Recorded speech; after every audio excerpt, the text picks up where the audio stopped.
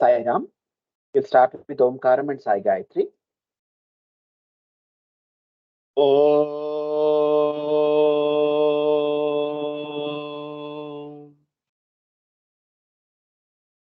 Om.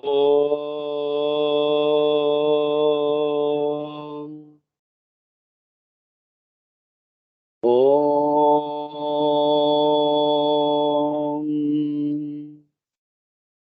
Om Saishwaraya Vidmahe Satyadevaya Dhimahi Tanna Sarva Prachodayat. Om Saishwaraya Vidmahe Satyadevaya Dhimahi Tanna Sarva Prachodayat. Om Saishwaraya Vidmahe Satyadevaya Dhimahi Tanna Sarva Prachodayat. Om Shanti Shanti Shanti. Om Shri Sai Ram. I offer my humble salutations at the divine lotus feet of our beloved Swami, and I welcome you for today's Satsang. Today's chapter, Swādhyāya, and 26th chapter of Bhagavatha Vahini.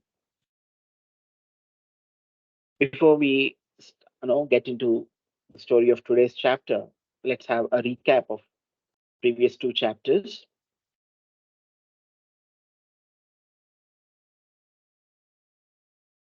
We have seen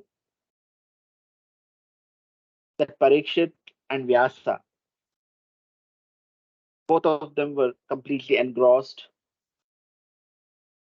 Vyasa was engrossed in narrating the stories, and Parikshith was engrossed in relishing those stories with his ears. They say, when something is sweet to ear relishes, ear plays the role of a tongue, just like tongue tastes or relishes the delicacy. So also ear relishes those nectarine episodes. So having realized that it was already the morning, early morning, the dawn broke, Vyasa took leave, and that kind of developed a kind of dispassion in Parikshit. He was completely disinterested in his affairs, whether it is affairs of kingdom or any personal affairs. He wanted to retire himself to a forest for hunting.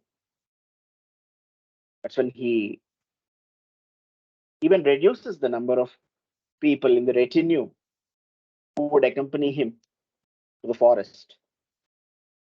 And he sets in, the journey sets in. And on the way, he comes across a herd of animals, big crowd. That's when suddenly what happens to him, just descends the chariot. He kind of stalks them, chases them, so, a mad chase it was, as if he was on a killing spree. He wanted to kill, he wanted to finish every life. It was that kind of, I would say, intense desire in him to kill, intense desire in him to hunt. So he chases, and other, people in the retinue, they would be chasing other small groups, and like that, entire group gets scattered, and he would be lonely. He would be chasing, and finally reaches ashram of a sage, a hermitage. By the time he reaches, he was hungry and thirsty, unbearably hungry, unbearably thirsty. He cries out for water, and that's where, who is going to hear his pleas? He was crying out for someone who is in deep meditation. The sage Samika, whom he was crying out to, was in deep meditation. It's completely unresponsive. So he cried out and cried out. Nothing happened. And while returning, he just finds something that stuck his feet. What? Find it as a dead snake. The great emperor Dharmatma, who knew all the rules and regulations and how to respect elders, how to respect especially the people of such stature, seers, he lost all that power of discrimination because in that fit of rage or fury or whatever, he just places the dead snake and he leaves the forest. He leaves the ashram. And this was observed by the children of the hermits who were friends of Samika's son, Shringi. He was a little boy in his teenage. So they go to him and explain, they kind of tell him what all that happened. He was totally engrossed in games and he would not actually pay attention to what they were telling initially. At the outset, he was not at all so interested. But later they kind of they start jeering at him. Oh, your father has been insulted so badly and you're playing here. So that's where somewhere something kind of strikes him. It kind of instigates him and he comes all the way to ashram and he finds the truth that yes, indeed, there was a snake around his father's neck. And without any second thought, he just finds that it was done by so and so, maybe some king, a person who was in a royal attire. He finds someone walking in the royal attire. He immediately, without any judgment, without any discrimination, without any other thought, he just takes the water of Kaushiki river and he just sprinkles and pronounces the curse. So whosoever person has put the dead snake unto my father and who has insulted my father would face death in 7 days by the snake bite Takshaka. So Takshaka's bite, he is going to face death. He pronounces, and his father Shamika, once he is out of the meditation, out of that samadhi state, he realizes what had happened. And then he reprimands his son for the gravity of the mistake that he had done. And that's when Shringi also realizes his mistake. Yes, I could have had exercised a bit more uh, patience or forbearance or kind of discrimination. I don't know what happened to me. Of course, he was a young boy, a teenage fellow. Even King was not justified in his behavior. That's when he falls at his feet and he pleads, please let me know. Yes, I realized my mistake. But King was not right either. That's what was his concern. That's when actually slowly even Samika also a little softened in his heart and he explains everything. King, having been born and brought up in the royal insignia and all that, the royal pleasures where everyone is at his beck and call, didn't find any kind of welcome or not even welcome. No one offered him just water when he badly needed. So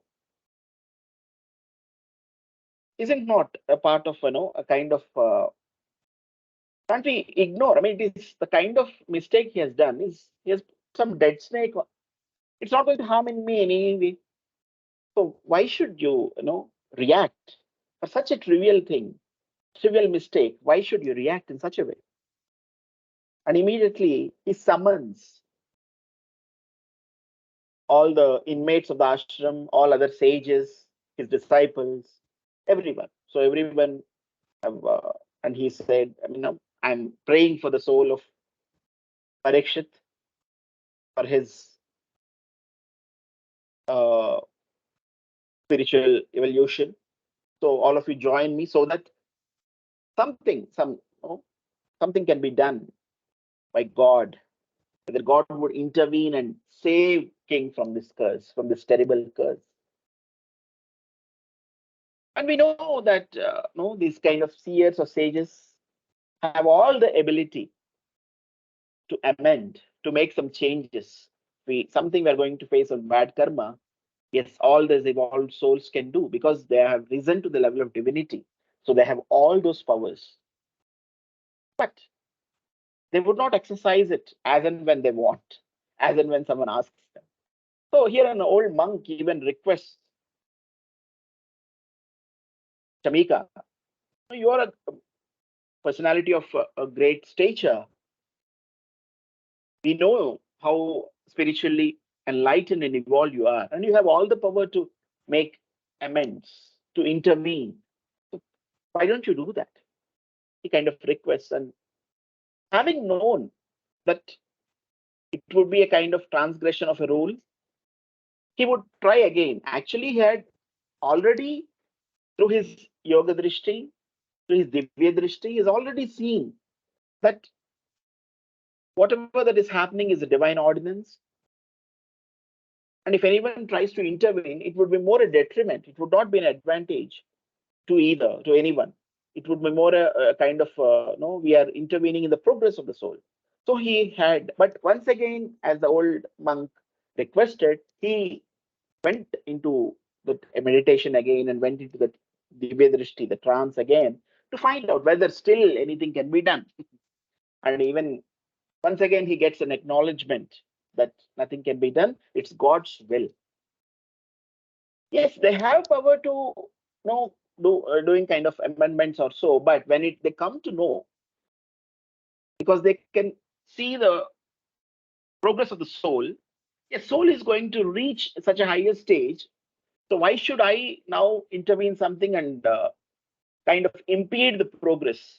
No, I'll become a great obstacle. No, I should not do that.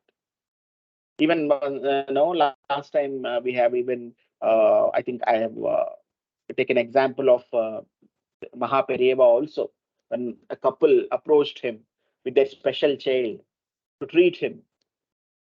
That's when Mahaperiyava tells them, yes, I can intervene and make him a normal human being.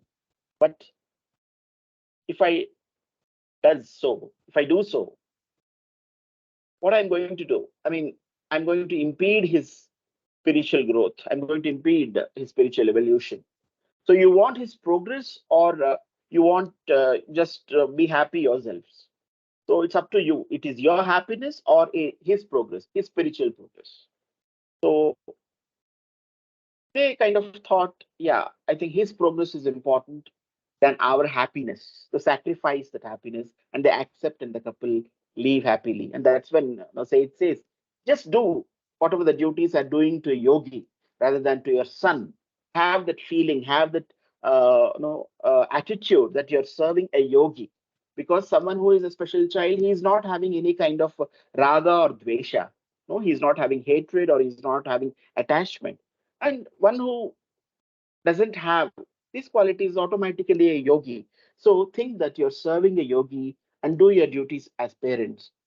And ultimately, slowly he'll reach the divine abode and he'll reach the highest state in spiritual progress. That's what he says. The same way, here Samika also was very clear that his intervention would be more of an impediment in this progress of Parikshit,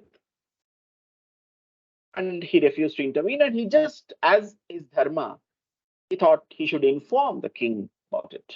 That's when he sends a messenger uh, to the court of Parikshit.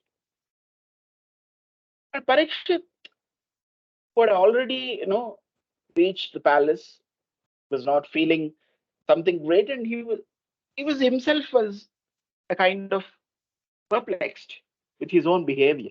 What did I do? Why did I do that? He was not aware. I mean, all this while, I know I'm the one actually who was called Dharmatma, and I know every Dharma. Why did I behave like that? So he started, a kind of, he started developing guilt. Even Bhagwan describes that his bed was, no, though it was bed of roses, he felt as if he was on bed of serpents. He was. So he was feeling like that because of guilt. And that's when the messenger comes to inform him that the hermit disciple has arrived from Samika's ashram. He investigates first. He kind of questions the messenger, kind of questions that guard. So what exactly, the what do you say? How is the disciple? Is he ferocious or is he sad or what exactly? What is his? What are the expressions on his face and what is he feeling? He is happy and he is actually telling, victory to king and all. Jai ho Parikshith, Jai ho king and all that he was telling. And there's nothing strange I have observed, anything bizarre. And only when confirming that no, everything is fine, because he wanted to assess, because he knew that he had done something great blunder and something disastrous would be in store for him. He was very much aware, or he was expecting it. But once he confirmed that the expressions or the attitude of the disciple through the guard, he came to know that, okay, at least he got a little convinced. And immediately he ran as he was without wearing even upper garment also. Swami explains it that way. He just immediately went to the disciple.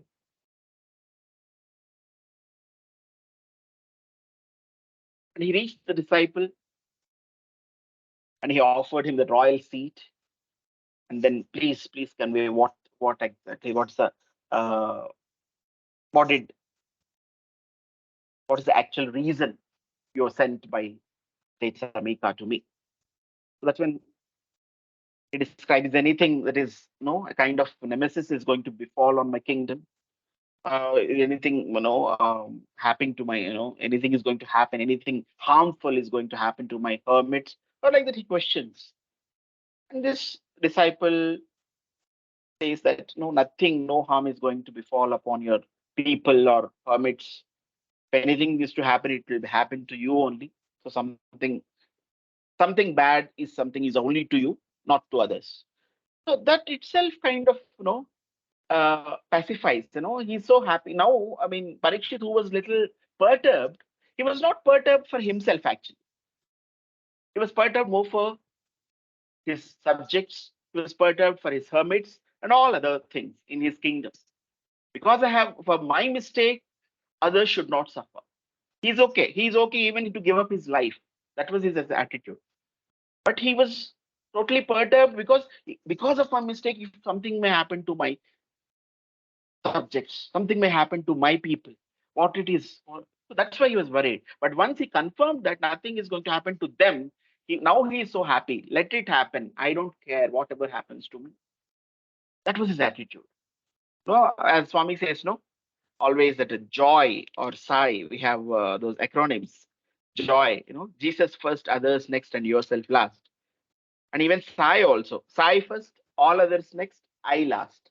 So when we keep I last and all others the second and the sigh the first, to give him the first place, I think automatically we'll always have the joy. Just like Jesus first, others next, and yourself last. So I think Parikshit is embodiment of that. He had always Krishna as his priority in his mind always, and all other things came next. And his needs or his wants, everything took the last place. That's why he was always, even bliss, even in joy, and he was able to. He's even ready to give up his life, and even ready to accept anything that is going to come in his life. That's when he kind of requests, persuades the disciple, please tell me what exactly happened. What is? So then the messenger starts kind of narrating what had happened. Emperor, our preceptor has a son, as a kid who is in his teenage. And for him, though he is a boy, a kid, he's so spiritually enlightened. No, he has spiritual attainment is advanced. Spiritual splendor is quite overwhelming. So he reveres his father, he respects his father, and service to father is his chief aim in life, nothing else. The upkeep of his father is his chief aim, and his name is Shringi. So you came to Hermitage and you knew the reason better than anyone else, or you would have been propelled by some impulse, some mysterious impulse, and you placed a dead snake around the neck of my guru, the Shringi's father, and it was seen by some children, and they ran to inform Shringi. And Shringi was engaged in games, and he did not believe at first. And later, upon their goading and persuading and jeering, that's when he actually came and investigated or found the truth by himself. And that's when he turned back and he saw you moving off from the place, and without any discrimination, without any, because of no a tender age, he lacks discrimination, and no, out of the passion, that no anger, the fit of rage, no, he also lost control of himself and pronounced a curse on you. And that kind of pained a lot my guru. So even if you look at his disciples' perspective also, I mean, the way he's narrating also, he's more of taking no this. He was not taking side of either king or Shringi. The mistake that you have done, or the impulse that would have propelled you to do that mistake, the same impulse had propelled even that little fellow Shringi. That's why he did that mistake. But the pain that I'm having even now is because of the pain that my guru has. That's why with that pain, I'm actually narrating this, because my guru is pained out of it. Because of that pain, I'm narrating it to you. So he is more of, he doesn't have any likes and dislikes, but his likes and dislikes are of guru's likes and dislikes. It is like that. When we live our life, as Swami says, your life should be my message. He always said, initially he said, my life is my message. Now should be like your life should be like my message. You should lead a life that it is my message. That means our likes and dislikes should be in tune with his likes and dislikes. Of course, he's Parabrahman. He doesn't have any, he's beyond likes and dislikes. But when he comes as an avatar, he definitely sets what is dharma and what is adharma. So he tells what is that rejoices him, what makes him happy, and what doesn't make him happy. He clearly tells. He clearly gives his teachings. So that's when, if we are in tune with those teachings, just like this disciple, so that's where even I am pained, because my guru is pained. Then Emperor says, he interrupts him actually. Please tell me what the curse is. People, once they hear the word curse itself, it's so intimidating. They would not even like to hear. Yes, here the emperor is a bit, a kind of curious to know what's the curse, as if he's listening to something great. Curse, it's very clear that it is curse. It is not something boon. And he is, please tell me what's the curse. The youth replied, Lord, I find it, really hard. Really, I mean, I don't know how to tell it. And I'm not currently. I'm not able to even open my mouth. How to even communicate it to you? Or even how to put it in my words? How to phrase it? How to articulate it? I don't know. So my preceptor's son, I mean, promptly he took the waters of the holy river Kaushiki, and he pronounced a curse that 7 days from this day, may the king be bitten by snake Takshaka. So this is really a terrible curse. And youth started, the disciples started sobbing profusely. He was in complete tears when he was revealing the curse. Generally, what would you generally we expect? Generally, what is the our expectations would be? The king would be shouting, or king would be losing his temper, like that, right? That's what we generally expect, or anyone would expect from any person. Or suddenly you would become even motionless after hearing this. It would be shocking. That kind of expressions we expect. Definitely, we won't expect anything other than this. Or sometimes even we may expect the person may even faint also, not able to take it. But here, something's changed. Emperor Parikshith smiled. He smiled as if he had heard some very great news. And even not only smiling, even, young hermit, is this a curse to be bitten by Takshaka, and that 7 days later, that too, not now? Do you call it as a curse? This is definitely, it's a gift of grace. This is a blessing. It's not a curse. It's actually God who made that kid pronounce this curse. So he was, look, no, he was actually kind of started feeling joy. He was so much, no, he was telling, because of I was totally immersed in the affairs of my kingdom. I totally was not into no contemplation of God, and I was a bit slothful, no, regarding the affairs of God and all that, all other affairs, spiritual affairs. So see the mercy of Lord. He gave me 7 days.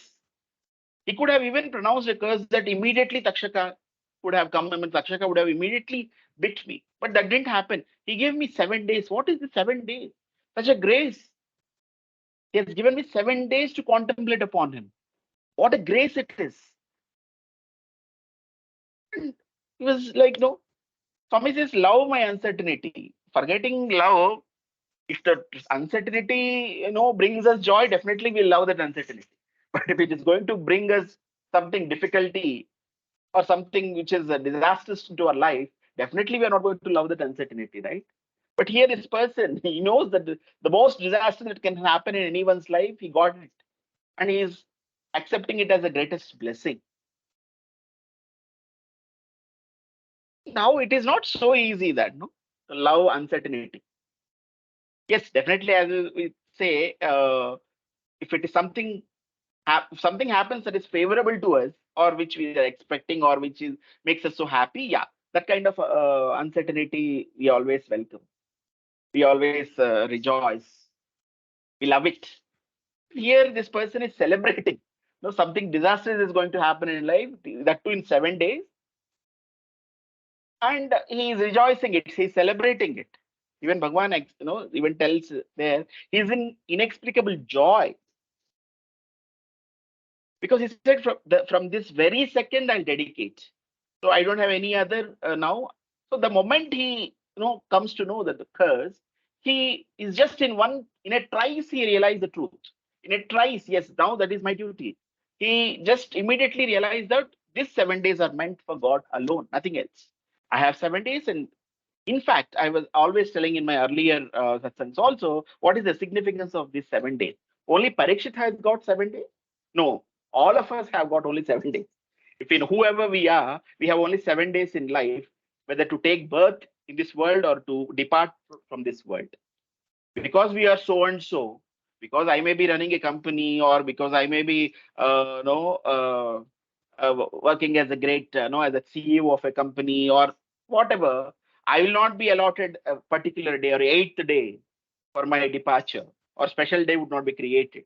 So God is at least graceful, no, on every one of us, that He has given all of us 7 days only. So not only Parikshit, so he was a great emperor. Even we also have those 7 days only. So what exactly that 7 days means? That means every moment we need to think of God. Everything that comes, if we accept it as God, just like Parikshit has accepted. So that is what actually So all of us have 7 days, and as each and every day passes by, we are actually getting one day closer. One day is reducing in our part. We are getting closer to the grave, right? So we never know. We never know what is just like this uncertainty is there. So sometimes what happens, we believe, whenever something, we receive such kind of news, or when we kind of go through such kind of experiences, we will not be able to understand when we are going through that. In isolation, if you look at it, suppose I am going through some kind of challenge now, some kind of utmost great difficulty now, I will not understand why I'm going through that. Can I take it so happily like Parikshit? No, definitely it is tough. But later, when no, what happens is Once that incident has passed, because it will pass definitely, there is no doubt it is going to be for your entire life, it is going to be with you. That will pass, the situation will definitely pass. But later, when I connect the dots, I'll understand that this particular situation is the most required situation in my life. It's a grace of God. As I always say, grace but packaged differently. Here, Parikshith is someone, he knew that however, whatever may be the packaging, it is his grace, it is gift. He is very clear about it because he has gone to that level in his consciousness that he is very clear, whatever may be the packaging outside, inside I have only gift. But we are not ready to accept that. By looking at the packaging, we are afraid, we are scared. So sometimes when we go through the situation, we'll never know that. Only when we have gone through and later we come to know that we'll understand why that had happened. Oh, had it not had happened, definitely no, something disastrous would have been happened. Then we think at the Jarga point play, that would not have happened. So something that is bad, also later we'll come to know that it is in fact it is a grace. In fact, it is good. So in 2011, actually, we came to this apartment which we had purchased, and that time we were actually on a rented house, actually staying in JP Nagar. So we, as per our interior designer, he actually promised some date that we'll finish by this date and you can occupy the house so on and so and so date. So based on his promises and believing him, we promised some date to our owner of that house that time. And later, slowly, this person started delaying the work, and the date was getting closer. And finally, even we even extended as much as we could, and even the owner was also a bit considerate, and he also extended as much as he could. But finally, he already promised some other person who was the next tenant who is going to come to occupy the house. So maximum this much date. This is beyond that I cannot extend. And this person is nowhere near the date to hand over the house to us with completing all the interiors. So we were clueless what to do. No, we have to now vacate the house, and so not in a position to even change. Only for few days, like we cannot take other house also. What to do? Where to keep all that furniture and all? So suddenly we remembered we had small flat in Parthi, and we thought of shifting all, how much ever we can, and at least staying for some days in my grandparents' home or something like that. We decided, and so we initially went to Parthi and shifted all furniture there, whatever furniture was there in the small house. And that was 2011 actually. So 2011 January we did that, and from January, February, March, mostly almost all of visits, were most of the visits we were doing. We were actually flying from Parthi to Bangalore many times. Those many darshans we never had before, in a single back to back like that. So we had many darshans. But of course, we were even, a kind of, we were disappointed also. Why, Swami, why did you do this? I mean, they could have extended the date, or probably these people would have given it earlier or as per their promise. But why it happened? That when we were disappointed. And we had many darshans, nice in January, February, March, nice darshans. We had every day, we had darshans of Swami. And once we were back in March, that's when later we came to know that Bhagwan left to hospital. And once he came back, we know how he came back. So when I think that, so those 3 months were his grace to graces with both darshans, because he knew that he is going to depart physically. We fools, we don't know. So we think that this thing is not happening or not our wish. But he knew. So that kind of compassion and love would be there for God. Whatever he throws at us, whatever he's giving us. Sometimes we judge him. Sometimes we kind of abuse him as we are heartless. But only when you undergo it and later you'll come to know and connect the dot, we'll understand that, yeah, this was the reason why he has done that. We would not have spent those many months otherwise. That to continuously 3 months in Parthi, and that too because they were the last 3 months where we can have those physical darshans. And never we had again physical dushes. That was his love, that was his compassion. So that's how the challenges that come in our life, or the things that come in our life, will be packed with those compassion and love, which we will realize only later. But the enlightened souls will come to know as soon as they even come to know that they are going to face it. Just like Parikshith, they'll come to know. And there are many ways. No, here important thing is one more important thing is like acceptance. Is it so easy to love uncertainty? Definitely not. As one professor of Prashant Nilayam would always say, no, it is very tough to the very first outset only we start loving uncertainty. It is very tough. First, at least stop hating uncertainty. The very first step we can take is okay, accepting it. One more experience before that, I would say, Brother Arvind also had narrated one beautiful experience of his, which had happened after physical departure of Bhagwan. So, as whenever Bhagwan was physically present, whenever his father had or a mother had any problem, he would always personally consult Swami, what is my next course of action? What should I do? What should I do? And every time he used to confirm, and Swami used to guide him. But later, no, once his father had a terrible pain somewhere in 2013, and later, when he was taken to the super specialty hospital in Parthi, there they found out that he had kidney stones, and immediately surgery has to be done. He was in terrible pain. He was writhing in pain, and that's when everything was fixed, and even uh, they were doing some tests to confirm the date surgery, and that's when they came to know that his diabetes level or sugar level and BP were so high that they had to postpone the surgery. They said, okay, 2, 3 days later you can do. Brother was requesting them, no, no, no, it's not 2, 3 days. So you need to bring down the levels of sugar and diabetes, BP. So at least a month. No, only then we can do. At least a month, and a person is suffering such a terrible pain. At least a month. He was like quite, flabbergasted, perplexed, and he was kind of questioning Swami. And he had to bring his father back home, and he was completely in unbearable pain. And earlier, at least he had an opportunity to, approach Swami physically and confirm. But he was now the only way is to spiritually connect. So he was questioning Swami, what Swami, what is this that you have done? You say everything happens for our good. No, we have to accept it like that.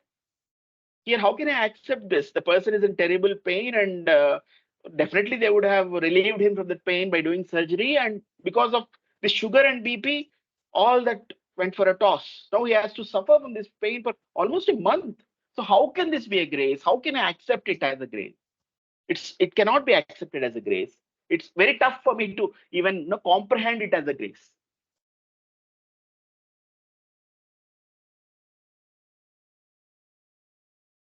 And slowly, 4 days he suffered a bit.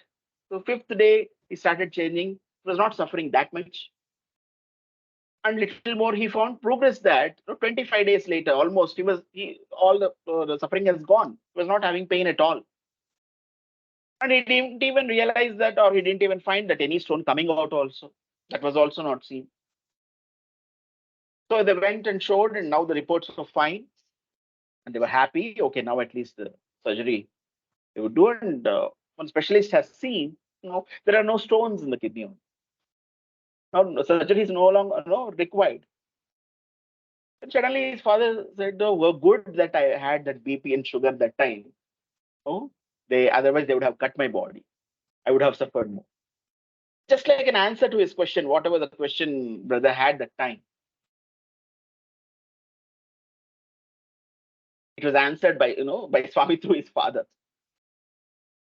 See that BP and sugar you asked, how can I consider this to be as your grace? How can I consider this to be as good for me? So had they were not there, probably they would have immediately they would have done the surgery. They would have ripped my body. So that's what we never know, unless otherwise we go through and understand later why that. And sometimes if we say no, acceptance is something which brings a kind of peace, a kind of tranquility. as somebody say, there is a proverb, what you resist persists. And not only persists, it comes in a much bigger way. If you're resisting something, if you're not accepting something, it kind of becomes a negative emotion to you. And it is going to come to us back in a much bigger way if you're going to resist that. If you're going to accept that, that kind of brings a kind of peace in life. And it even gives a solution. So sometimes we, without even realizing that this is bad for me, we'll just shiver and we'll throw. We don't open the package and see the gift. The gift is there in that. So once we have that patience to open the box and see the gift, then we'll understand, right? So we'll not have that patience, right? And that won't come unless otherwise we accept first. First, accept gift. Okay, let us see later whether what is there, the content in it. First, let us accept that. That is not so easy, right? Last night I had a nightmare. I don't know what all that I saw. And early morning I was actually cursing Swami. What is this? I didn't have proper sleep at all. I had a very bad dream, and all what I had seen is like, a disaster, something. And I couldn't get up from bed from long time, just cursing him. That's it. A dream also, we're not able to take it. So see, Parikshith, he's taken the curse itself. Even they say, if we had nightmares like that, very bad dreams, such a terrible dreams, it is also one way of God's, one of the ways of God to remove the bad karma. Some karma he'll remove in such a way. He'll, instead of making us go through certain condition, certain situation, he'll give us a nightmare, such a bad dream, that he'll relieve us some karma like that. So always there is something, no? So acceptance, as I told, first the acceptance is the key that brings us the tranquility. Suppose let us say somebody is better, in school. If you look where I'm in school, I'm studying. Somebody is doing better in studies. Somebody is ahead. Somebody is getting first rank already. Sorry, if I'm office, somebody is producing very great results. Very, he's performing well. Always is the topper. Whenever that list comes, he's always in the top 10. So if we accept it, the person, yeah, he's doing well. He's better than me. At least if that we are able to accept it, we can make the person as our inspiration. If we are not able to accept that he is producing it well, we can develop jealousy. So just only in acceptance and non-acceptance only things like here. If we're accepting somebody as better than us, he becomes an inspiration. That moment itself, we can make him as an inspiration at least. If we don't accept, we are going to develop jealousy, or we'll actually are impeding a progress. Suppose if we accept the person as let us say is better than us in some way, we can find how he is able to achieve. We can study his life. We can at least approach him, and that's when we can better our life. If you're not going to accept and just attribute, maybe because of he has studied in a better school, we attribute it to some other. No, he has his father is so educated. His father has got a lot of influence. Suppose like that, we just because we are not ready to accept that he's doing better, so we'll try to attribute those reasons for for something else, and we are actually impeding our progress. If we accept the person is better, at least we have a room for progress for ourselves. So that's what acceptance brings. If we don't accept, we are going to lie there. And moreover, we develop jealousy. Jealousy is like a cancer. So that eats away, eats us only. So here acceptance. A lot of we have uncertainties in life. And when we fear the uncertainties, yeah, obviously, when you're not ready to accept the uncertainties, it develops fear. And we have those wonderful games also, those adventurous games we have, bungee jumping. We have this skydiving, scuba diving, whitewater rafting, all these. There is also a lot of uncertainty, right? But still people crave and go because they name it differently. Adventure. Why they are naming it as adventure? Why not fear? Adventure games. They're called adventure games, right? They are not termed as fear games. Because why it is called adventure? Because they are accepting the uncertainty there. So once they accept the uncertainty, it has become an adventure. And if you don't accept that uncertainty there, here, it becomes a fear. The same thing here, acceptance is bringing that. That's why even insurance companies don't cover, because a lot of uncertainty is there. They know, so they don't cover these adventure games.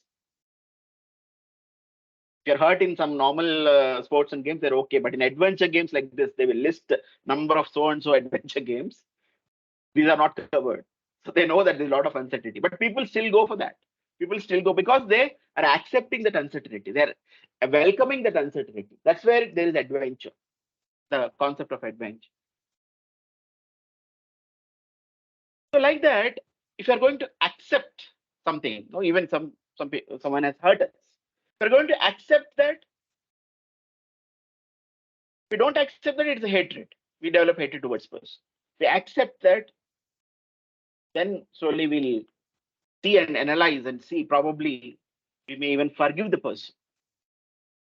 So the key is here in acceptance, accepting prasadam of form. As Ramana Maharshi would always say, prasada buddhi. Everyone should have prasada buddhi. Everything is prasadam. No, we go to temple, we get prasadam. As soon as we get prasadam, we just happily eat it. We don't look at others, how much you got, how much you got. Did you get little more? Some may get little more, some may get little less. They give actually one small this thing. So sometimes some people may even get more. Some people may get little less. We don't see, but we just eat happily because we know that it is prasadam. So Ramana Maharshi says, this is called prasada buddhi. So once you have the prasada buddhi, whatever comes, whatever Swami gives is my prasadam only. It is his grace only, his love only. Then obviously we don't look at others, what is happening in their life, happening in life and all. We accept it as it comes. And definitely it is going to be beneficial to us in the long run. So that's what even Abraham Lincoln's quote also, remember, So don't I destroy my enemies when I make friends of them? So when we are making friends with the situation, definitely all these negative things are going, all my enemies are being destroyed. So that is the power of acceptance. And here, that is what Parikshith is exemplifying us. How to not only is accepted, he is just not only loving and he's just celebrating it. He's in full of joy, full of ananda he was. So that's what. So the next moment, immediately he says, without any second thought, he decides that the 7 days are meant only for God and none else. And immediately he summons for Janamejaya, his son, and he summons one old Brahmin and sage without any, a grand affair, nothing.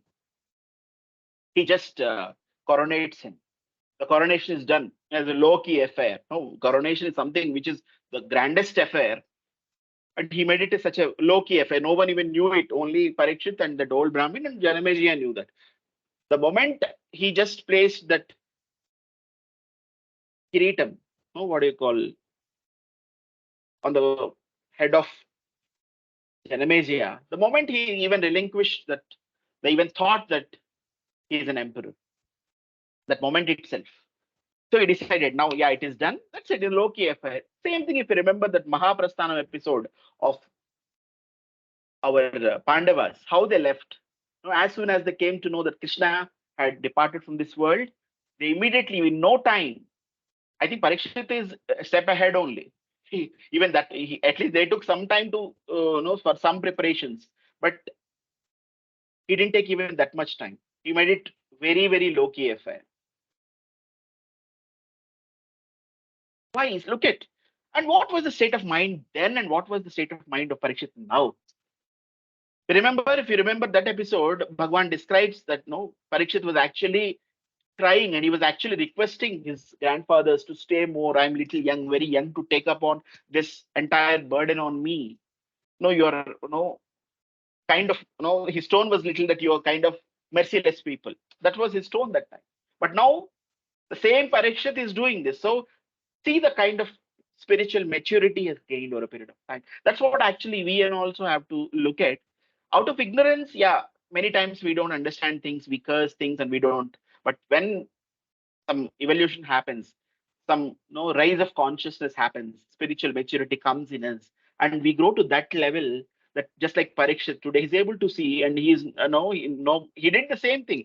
Rather, he's much ahead than Pandavas also, that he doesn't want to waste even a single second of the 7 days. He just finished in a moment his coronation ceremony of his son Janamejaya. And that's when immediately he says, immediately without any second thought. Even he didn't pack anything, even, or he didn't fresh up, change clothes, nothing. With whatever clothes he was, or how he is, just like that, he just left the palace. He headed to the bank of river Ganga.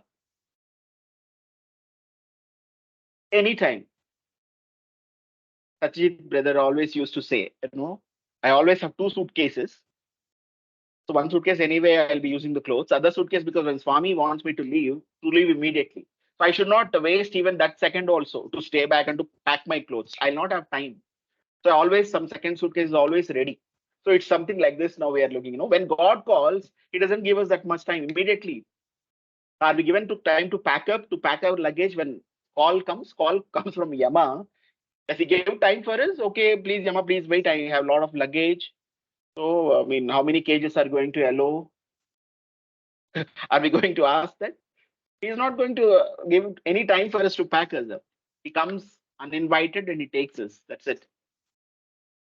So also, Parikshith was not, and he relinquished even that, we have seen, yes, as he was proceeding, even this news spread like a wildfire. All the women from the inner chambers, queens, kings, subordinate kings, subjects, everywhere, Brahmins, all people from all walks of life, all classes, they've gathered and they were just pleading. They were falling at his feet. They were surrounding him. Please tell, king, please tell, emperor, what is the reason? Because suddenly a person who was always surrounded with those royal paraphernalia, royal insignia, is suddenly, without any even that Kiritam is just, he's leaving. Just clothes, simple clothes. He was just walking like a normal person. They were not able to take it. And he was also not answering to anyone. He was just in contemplation of Shiva. Contemplation of Krishna, and he was leaving. We knew how he, if you look at the earlier chapters, Bhagavan had described how he loved his subjects. Like a father, he loved his subjects. That's why today all people had gathered. But as soon as they came to know that something like this is happening, they gathered because of the love for the king. Even hermits started coming from the forest. So why he is not even responding to them, who had so much love as a father, who was so affectionate to his subjects? Why today he is not even answering them? We call him kind of heartless person. What exactly we do, how to look at it? The kind of detachment. See, the moment he just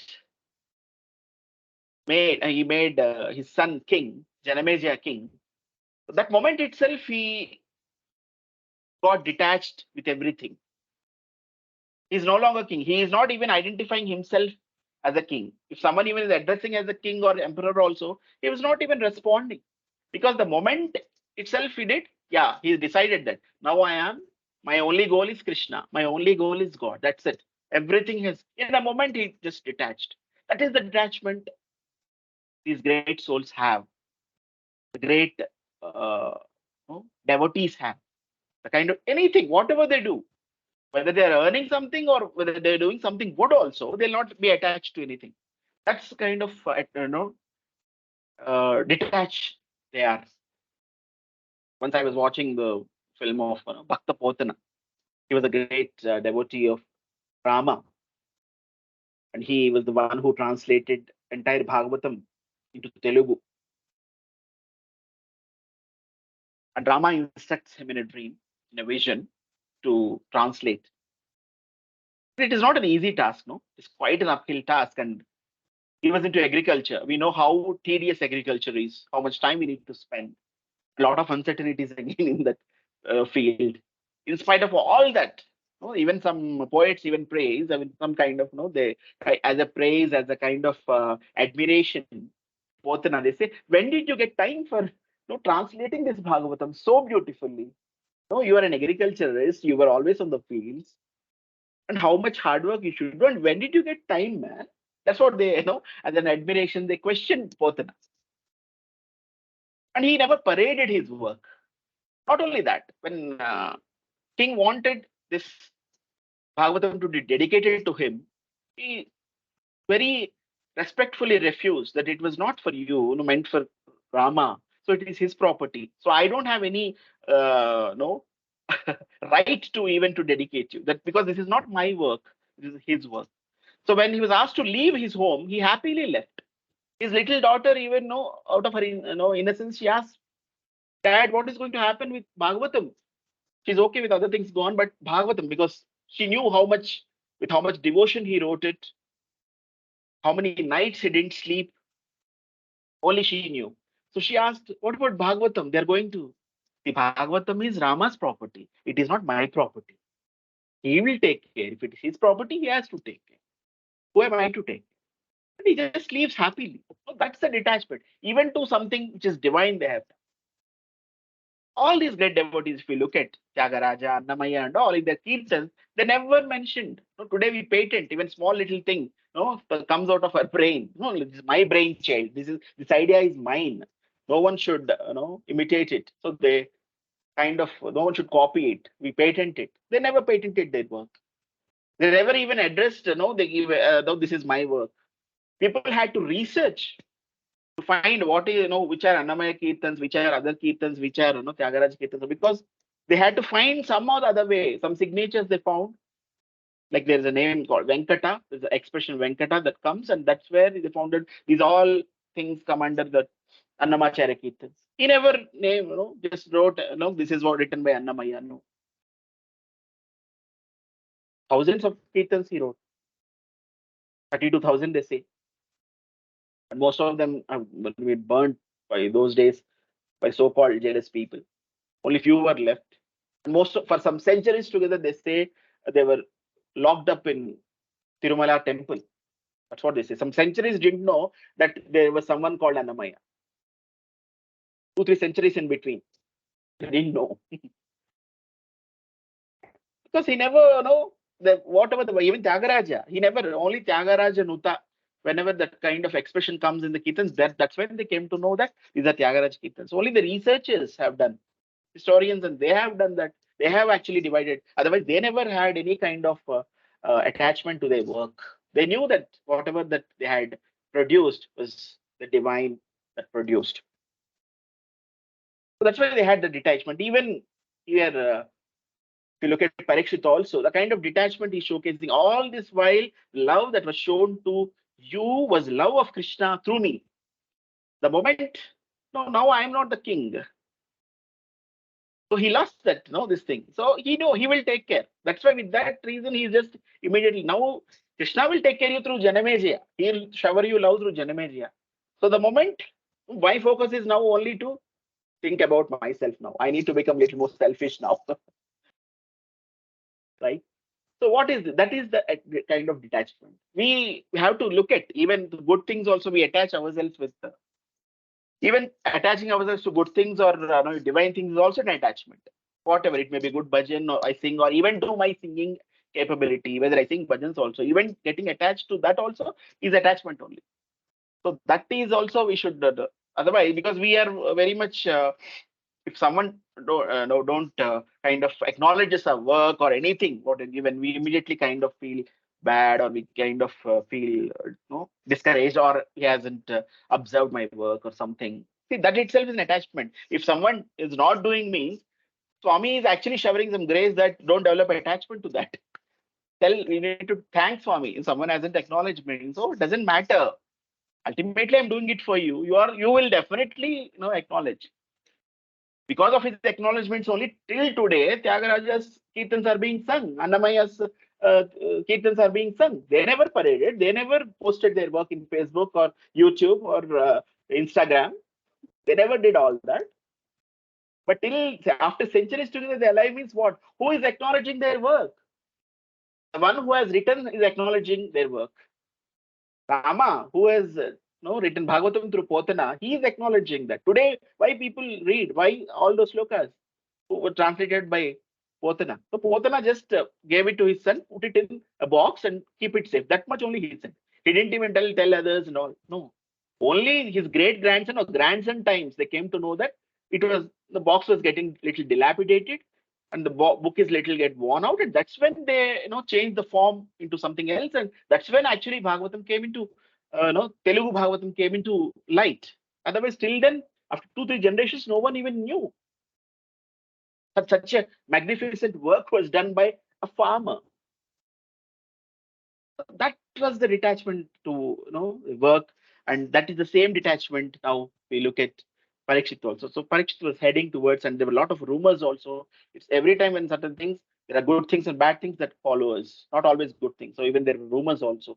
So this person would have done something blunder and something would have happened. So some people are even creating some rumors, and even everyone was restless. Even the sages were restless, and there was one old monk, old sage, who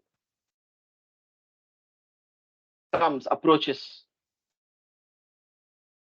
Parikshit, and he pleads, I've been here, I've been hearing things in bits and pieces. I don't know what exactly the truth. Please, you yourself reveal the truth.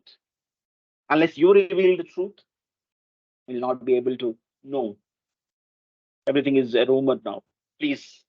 So that's when he describes all the story,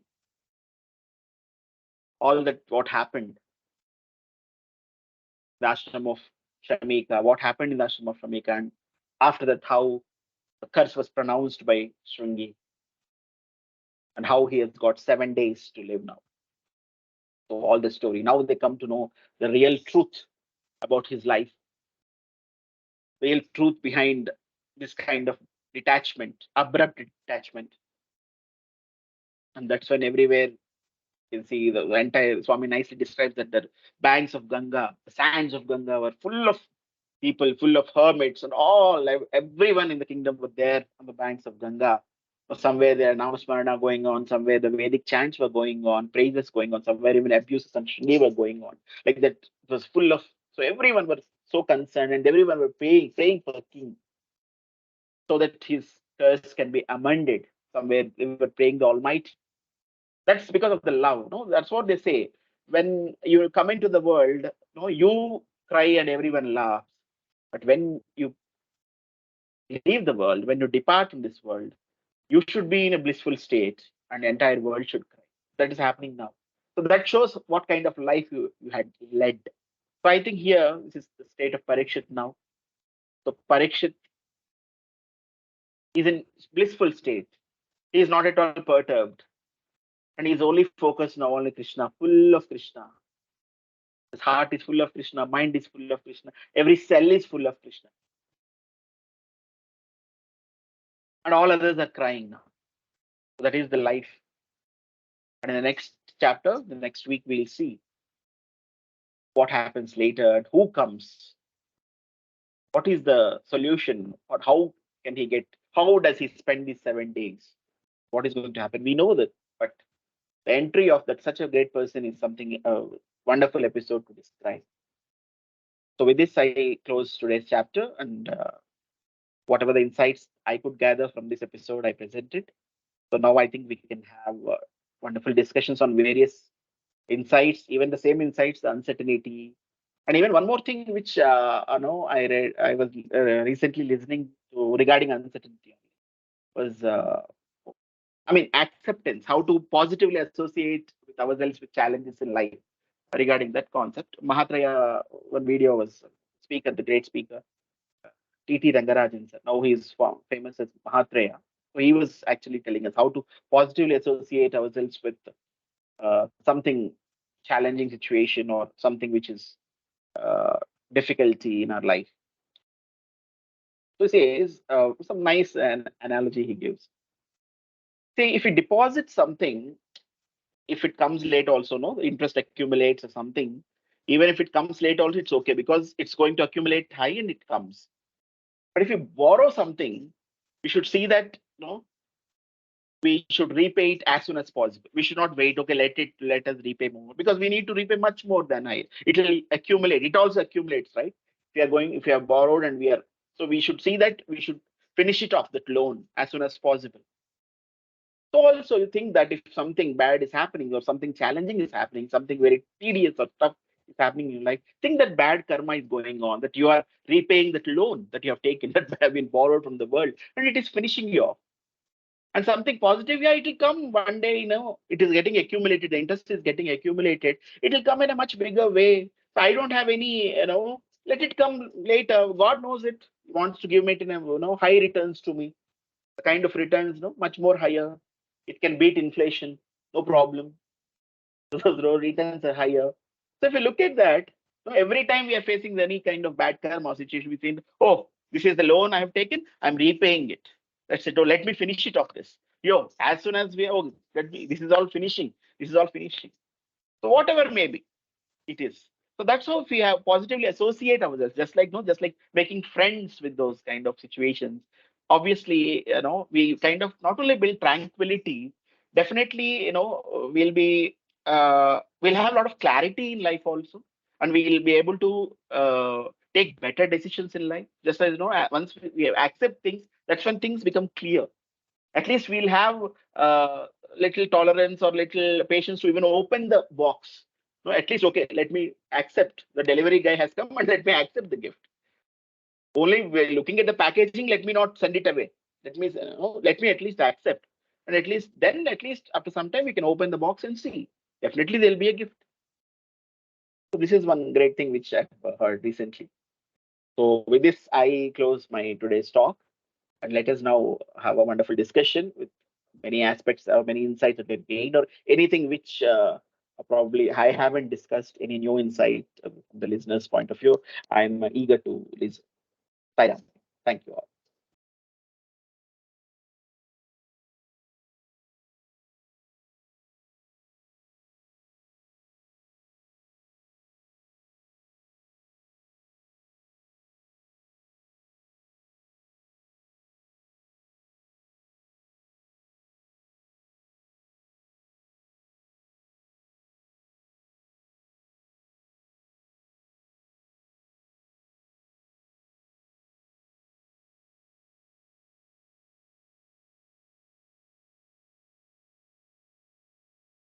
Sairam.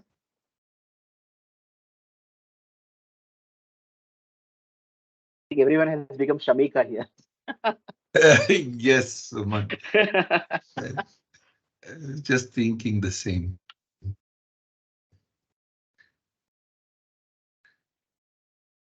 What an inspiring delivery of the topic.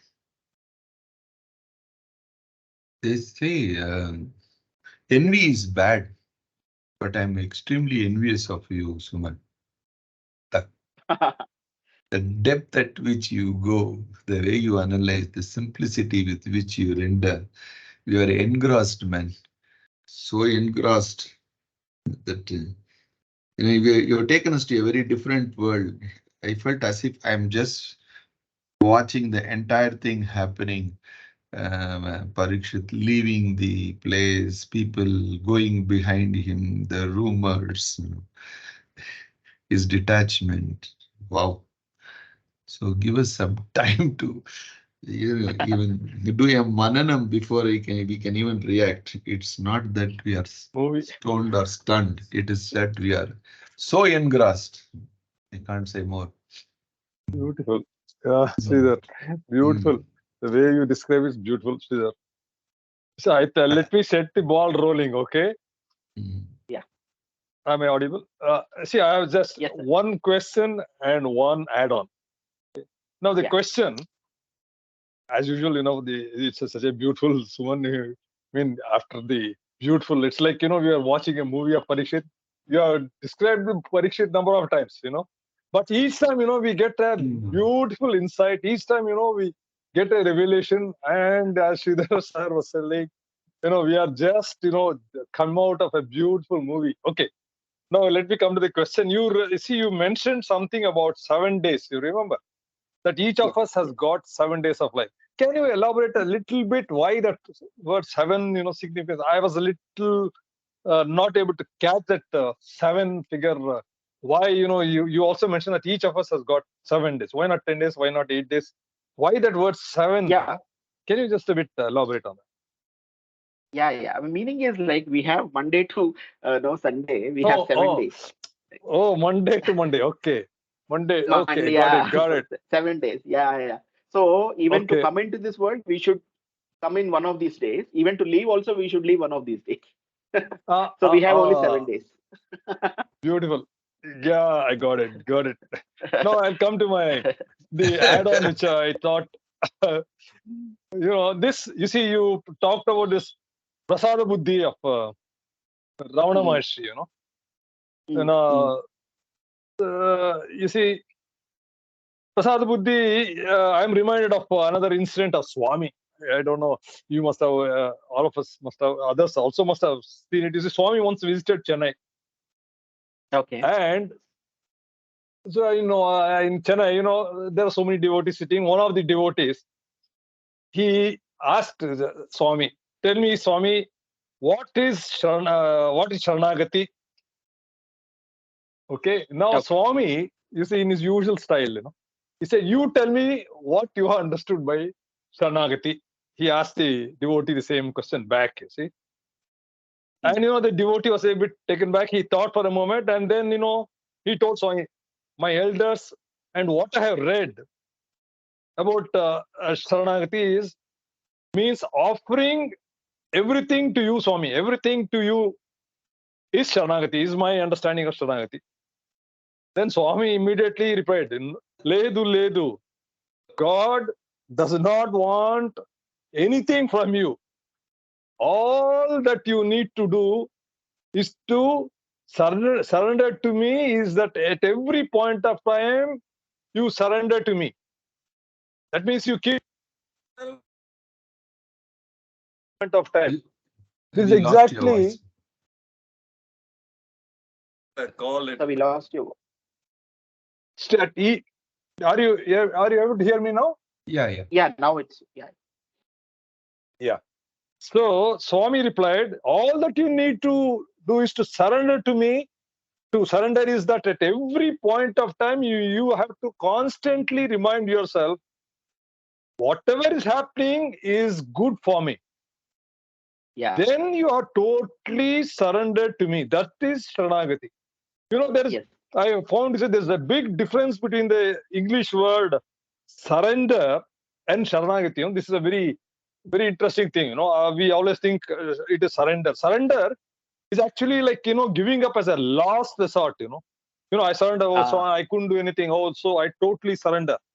This is a sort of a negative thing.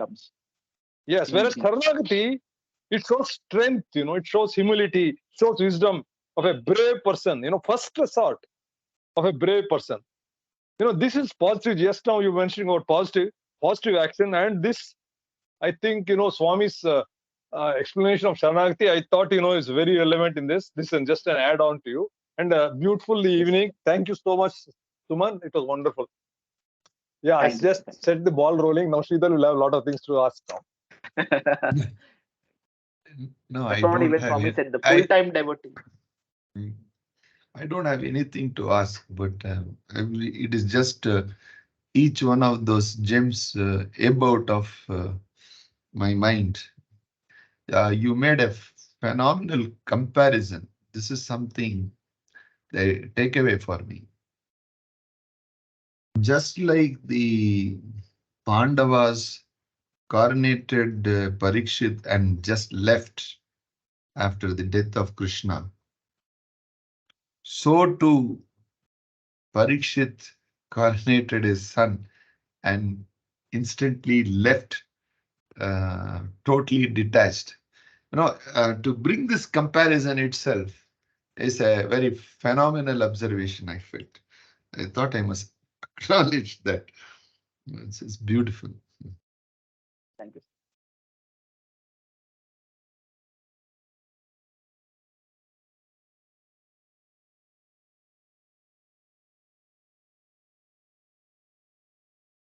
Satyajit with 2 suitcases ready to leave any moment as a very symbolic expression that despite what we are in present moment, we must be ready to face an adverse situation or even to leave this world which requires a mental preparation, which is a spiritual journey in itself. Some worldly illustration, but a spiritual depth is what I see in this illustration, which you shared. Beautiful.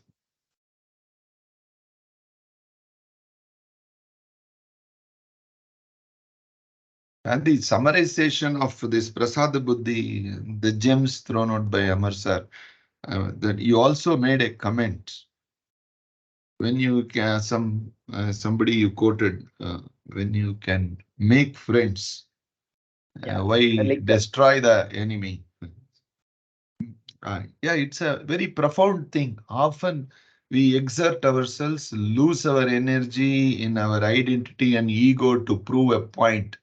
Simply pour love onto the other guy, surrender to the situation, allow things to flow.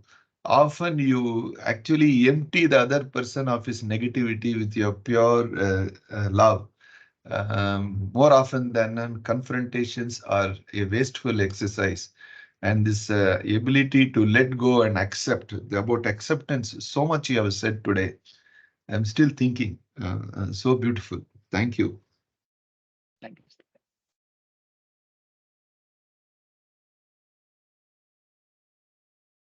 Because that scholastic statement which you made, between when somebody is doing well, you accept his success, you get inspired, you desist, and envy, that only develops jealousy compared to cancer. But my envy with you is not that, okay? Yeah, I can understand. We love you so much that we, yeah, fantastic. Thank you. Thank you. Yeah, I don't know. The gems are too many today, so I will allow others to speak. But then one last thing about uncertainty in a game. One is called adventure when you accept. Another is Yeah. called fear when you don't accept. I think it's got more depth than an apparent statement. One should set Yes. thinking on this. Yes. Yes.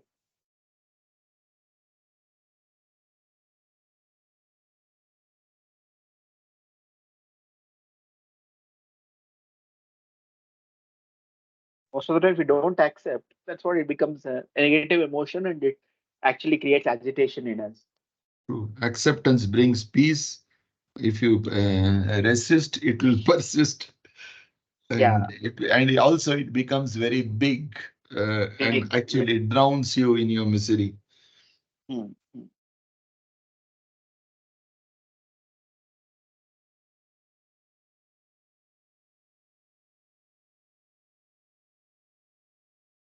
Suman, did you drink some hot water or milk?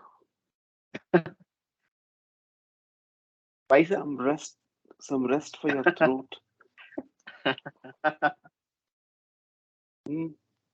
I'm enjoying the Rasagulla you No, gave. Jagdish sir, So, he is, when he gets into his zone, Yeah, actually is unstoppable. It is because of time constraint he stopped. You leave him for another 1 hour on the same subject, he will bring you multiple dimensions. I think that's a beautiful idea, what Sridhar sir is suggesting. Maybe one day you should have a retreat, the Suman retreat, and we should all just be there and have this kind of a satsang, which is not limited by time and space. That would be Beautiful. wonderful. See, Jags always comes up with beautiful ideas. I fully endorse. I'm serious. Yeah, because Suman really, they're such a great conversationalist, and it doesn't look like a discourse or a lecture. It looks more like a conversation. It just flows, and it's so enjoyable. And your storytelling style of narration is what sits so simply. You don't make it like Panditya. there is no intimidation of quoting of scriptures and that and this. It's so easy. Something like, why we all enjoy Swami's discourses is because Swami is so full of simplicity, and it's not easy to be simple. But Swami, so simple that he made even the most complex of the Shastra, the Purana, so simple and easy to understand. So you have traces of that, my dear Suman. It was really enjoyable. Very nice. Thank you, sir. First thing, I don't have Panditya. That's why whatever it is so simple because of that. On this acceptance, Swami has also said sometimes that I think this was in the case of a devotee who had a litigation thrown at him, and not litigation, I think somebody was trespassing into his rights, and Okay. so this devotee went and asked Swami, what do I do? So Swami told him, go fight for your rights. So acceptance, definitely the humility to accept whatever Swami says, because whatever Swami does is good. Like you give so many examples, including that how BP and sugar turned out to be a blessing. So at the same time, sometimes Swami also says you need to stand up, right? I think somewhere he has used the word that life is a game, play it, Play. right? Yes. So how do we this is difficult, right? What to accept and what to stand up for. So this is something that I mean, being humble, humility is not weakness. Acceptance is not weakness. At the same time, if a situation so demands that you need to put your foot down, you also need to do that. I think this balance is quite a challenge. What do you think, Suman? Yeah, it's again the process of evolution, sir.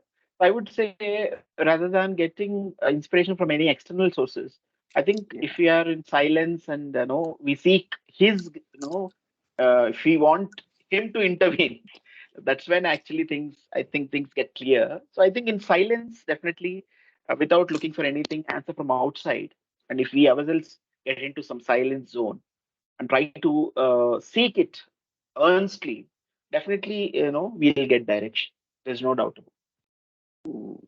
As they say, in the deep silence, we can listen to the voice of God. So Voice of that's how God. we have to, yeah. So let us not, agitated by the external things that disturb us. So that's when we, we'll get the clarity. There is something Jagdish sir brought about acceptance. Acceptance is not a meek surrender and run away from responsibility. In fact, as Suman kept on saying, that grace is packaged differently. Don't look at the external package and throw it away. Face the situation. So our Swadharma will decide what is the thing to be done. And in constant integration and awareness with Swami, you listen to the inner voice and take a call, as Suman just now explained. It's fine, but acceptance and surrender here does not mean running away from the situation. As you yourself gave a illustration, this guy's rights are breached by somebody, and Swami said, "Go and fight it out." Yeah. So, oftentimes at place of work or at home, there are difficult situations and challenges each one of us face almost every day. It is not a timid surrender of the type as worldly understood. It is the mental strength, and the mental strength comes when there is no agitation. That equanimous mind comes when you surrender to the higher principle in life. Hey, you are giving this situation to me. You also give me the solution.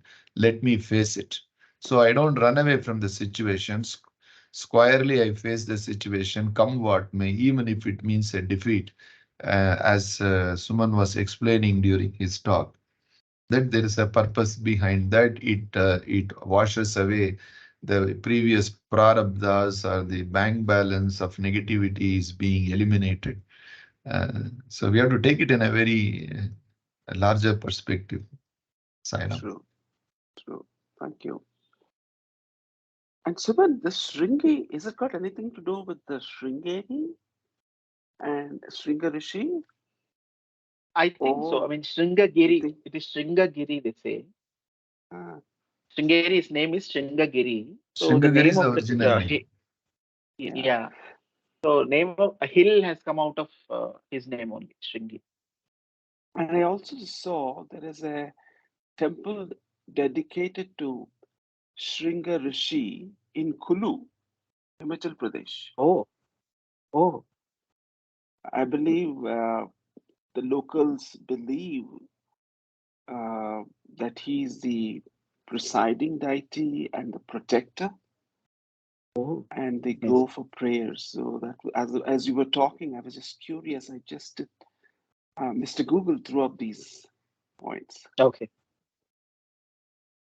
So So maybe the same Shringi. probably, I don't know. I was just wondering.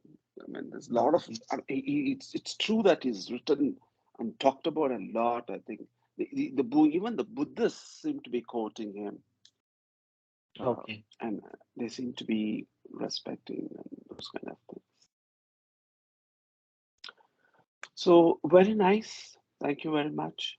And as Swami said, I think Professor Anil Kumar asked him in some, in one of those hilarious situations, he said, Swami na gati, ni gati, sharanagati. So that's the So that's nice. the sharanagati. Beautiful. Chala thanks, Pa. Saira. Thank you.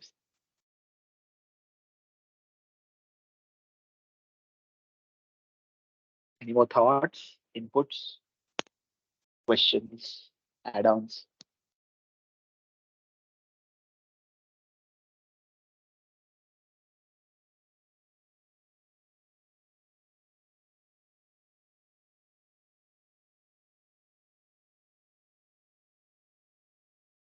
And one more thing here, we in the very first statement, Bhagwan here, I think I forgot to mention, the Shringi, the chief aim of life of Shringi is just to look after his father. Where Swami, because many times Brother Amay would always say, Bhagwan's sentences we should know, keep on reading.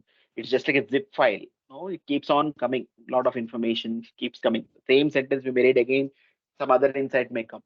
So I think here gives not know the power which he had got at that age because of the devotion to his father, that utmost devotion, service, and because his aim in life only is that he doesn't have any other aims to achieve or to become a lot of gain a lot of knowledge or something like that. He was only that upkeep of my father. That was his aim. So that's what Swami says, that when you focus towards parents, you're dedicated with devotion and you serve them. So it gives you that power. So those kind of messages also, I mean, insight also there. So when Bhagwan once even narrated, Bhagwan himself narrated once in three sessions. I think I even have narrated many times about that incident also. So once, I think actor Rajnikant used to come to Swami from 80s, I think. So once he had come, so this was actually narrated because it was not known to anyone. It was known to only Rajnikant, his friend, and Swami. Only three of them knew this incident. So Bhagwan only had to reveal this incident in a Trai session. And I was told by one of the students or staff, I think he was working there. So he once narrated it to me. So once, Dr. Rajnikant came along with his friend. I think he was an atheist or he was non-believer of Swami. He was reluctant to come. So, but he kind of persuaded him because he was going through some kind of bad phase in his life, and at least he can get blessings from Swami. So that's why he brought him.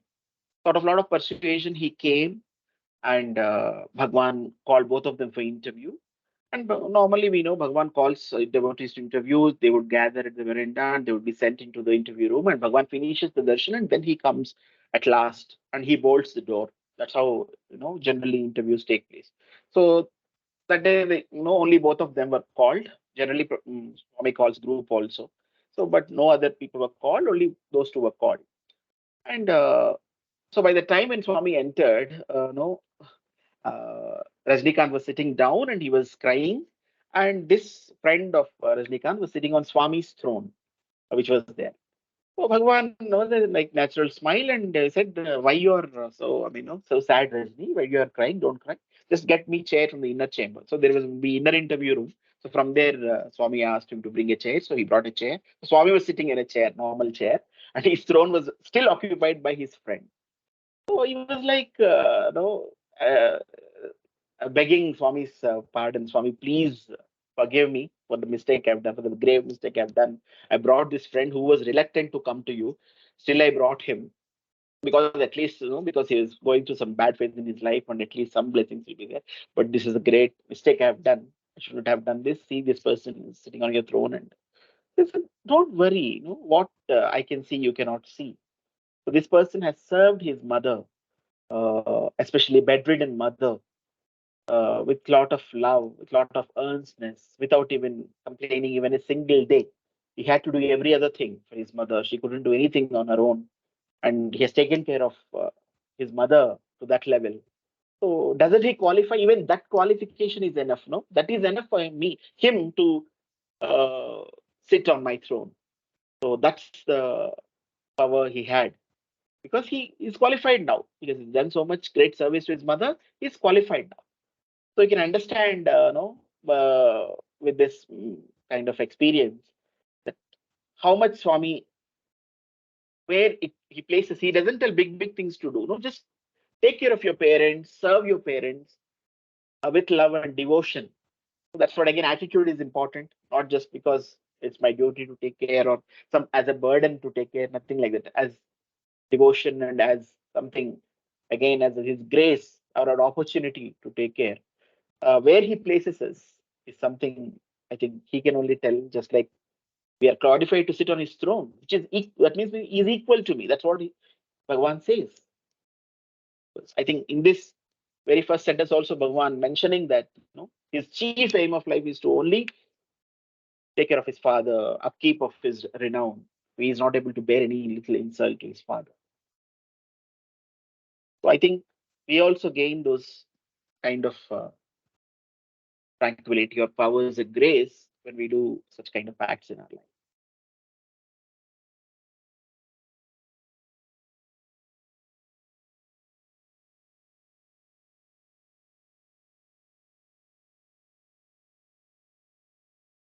Any more But don't you thoughts, see insights an from element of attachment in this, Suman?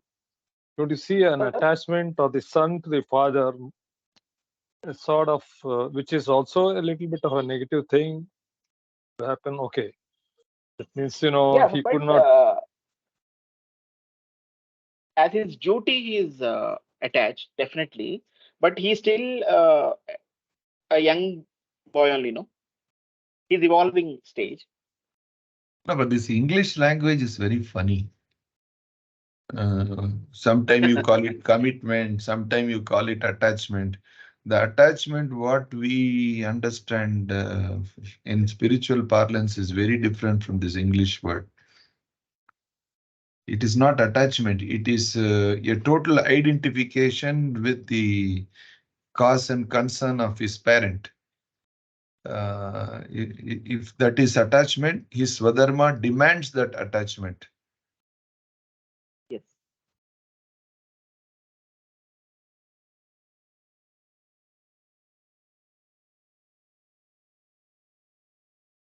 And possibly, maybe from a worldly sense, the degree and extent of attachment was more than what is required, that has pushed him to make a mistake of cursing the king and bringing disrepute to the sage clan. That's what you explained in the last session. That is the Yes, impact yes. of the attachment, perhaps, Amar sir. That is also there. Yeah, correct. Yeah, I mean, yeah. too much attached that Yes, he yes, lost yes, a bit of discrimination. attachment. Yes, yes. Because Arjuna also, when he's talking to Krishna, he says, whoever completely surrenders, he talks about that equanimity. That means there's no gain, no loss, no happiness, no sorrow, no victory, no defeat. Is a total surrender is what Arjuna also says. So this when he say Arjuna talks about so much of attachment to so many people. You see, same thing here. He is doing a duty, but at some time you feel that he is crossed because of his curse and all that. He crosses the bit of duty to Yeah. attachment. This is where a little bit of negativity comes in. But of course, if we don't do that, we will end up justifying Dhritarashtra's attachment to Duryodhana. What is wrong in it? After all, he is fiercely identified with his son, he being a blind king, and he want to see through the eyes of his son, and desiring the throne for his son is no sin. That's how we will start arguing about this point of view. So I think the attachment when we talk about is at a very higher level beyond the body, mind, intellect to the supreme Atma is what the journey is all about. But in a worldly sense, yes, what you said sets us all thinking. Sairam. I think, and in this aspect, I think we can bring that aspect of Swami always says the individual discrimination and fundamental discrimination. I think here that we can apply because of his attachment to father, he doesn't get the right to pronounce a curse on a king who is responsible to, he is taking care of the entire kingdom and empire. So he lost that fundamental discrimination because of his individual discrimination. So when it comes to fundamental discrimination, it actually encompasses the best interest of all, the benefit of all. So I think he lost that because of his attachment to his father.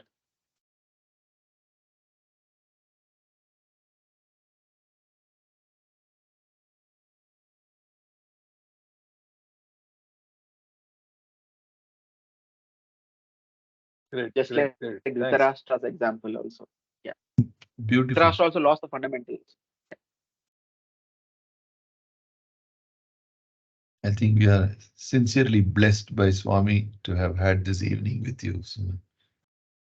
Sairam. Thank you. We close today's session with Asatoma. Asatoma Sadgamaya Tamasoma Jyotirgamaya Mrityorma Amritangamaya. Oh, Shanti, Shanti, Shanti. Samastaloka Sukhino Bhavantu. Samastaloka Sukhino Bhavantu. Samastaloka Sukhino Bhavantu. Om Shanti Shanti Shanti. जय बोलो भगवान श्री सत्य साई बाबा जी की जय. Yay, thank you. Thank you all. Sairam. Sairam. Sairam. Sairam, Sairam. Sairam.